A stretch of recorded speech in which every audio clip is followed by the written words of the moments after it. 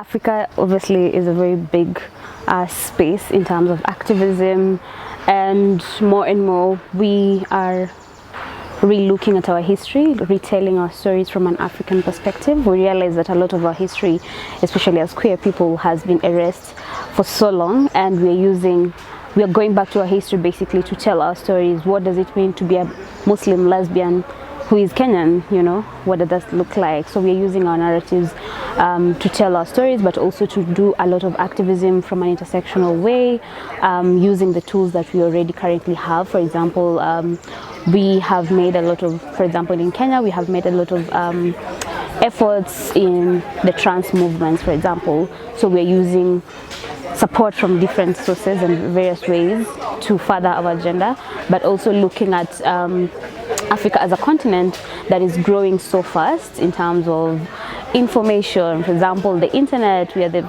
biggest users of internet globally, and I think that gives us a very big platform for us to explore various ways of engaging people.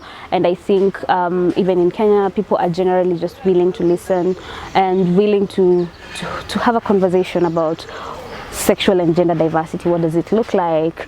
How will it look like, for example, in the next 50 years for us?